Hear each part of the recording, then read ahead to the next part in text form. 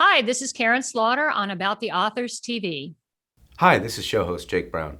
We're so excited to share with you some exclusive clips from our upcoming debut episode of Season 1 with Karin, talking about the creation of the Will Trent books, the Dr. Sarah Lenton series, and standalone sensations like Pretty Girls, Coptown, Pieces of Her, The Good Daughter, and False Witness. We hope you enjoy and tune into the show this fall on Amazon, Hulu, and other streaming networks. When I started thinking about him, he was really in opposition to another male character I wrote named Jeffrey Tolliver. And I knew I wasn't going to write about Jeffrey anymore. And I didn't want to just make Jeffrey taller and blonde. I wanted him to have a real personality. And, I don't know if you've noticed, like in Hollywood, if somebody's a bad guy, they smoke. Well, in fiction, if somebody's a bad guy, they don't read.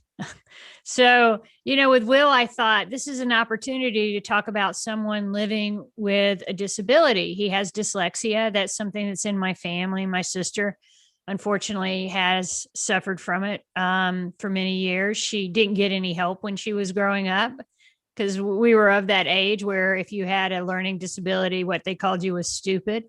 And so I watched her deal with that and struggle with that and how much it affected her self-esteem. And I wanted to write about that through the lens of someone who was a hero, instead of someone who we should feel sorry for, or, this. So that was really the genesis of Will.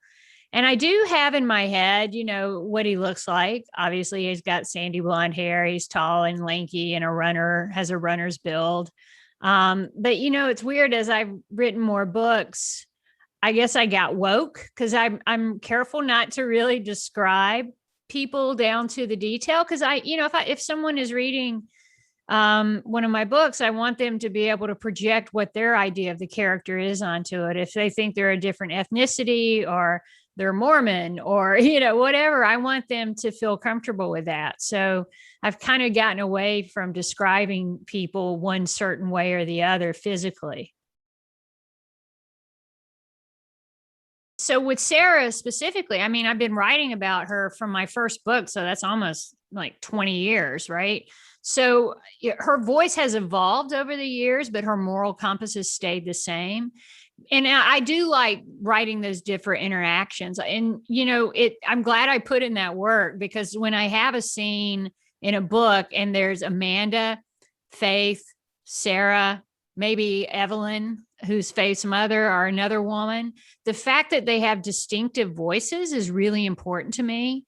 I'm not going to do an Aaron Sorkin thing where they all they're all talking like fast and walking and chewing gum and, wisecracking, and they're all on the same level intellectually. And so that's just not how I want to write characters, because it's not believable. Don't get me wrong. We all love an Aaron Sorkin show or movie, but for me, they have to have their own distinct personalities and their own points of view. Sarah is used in the very beginning was extremely black and white.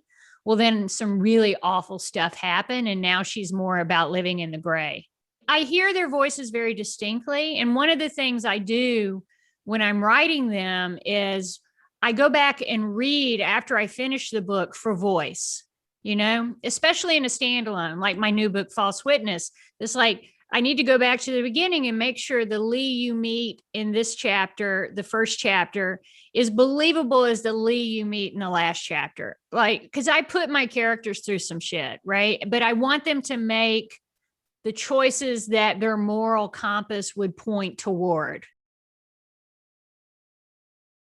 That's an interesting book, because it's the only book where I actually remember where the idea came from. Because most of the time I don't know, and it's just ephemeral. I slipped a disc in my back for the first time in my life, and I'm really a boring author. I don't drink. I've never taken illegal drugs. I've never taken narcotics for pain or anything. And so I would have taken heroin to help my back. And the doctor gave me something called tramadol, which apparently is for babies. Like, I told my sister, she's like, what? But it gave me this weird fever dream. And it was the opening for Pretty Girls. And I keep a notepad by my bed. And, usually I write lots of things at night. I wake up and it's like a squid eats a baby, right? It's not anything I could use for a book. But this, I had mapped out the first 4 chapters. So that's where that came from, was drugs and narcotics. Every book has to be better than the last, that's my goal. It's always been my goal. And I always want to do something new and different. And so, you could say, hey, The Good Daughter about 2 sisters, False Witness about 2 sisters, but they're very different. The relationship is very different. And that's what gets me up in the morning and makes me want to write. I mean, honestly, I don't have to write. I could just retire and sleep on my couch with my cats for the rest of my life. But I love writing. I love storytelling. I love finding new ways to talk about the awful things that are done to people and the resilience of people to be able to recover from those things and hopefully go on.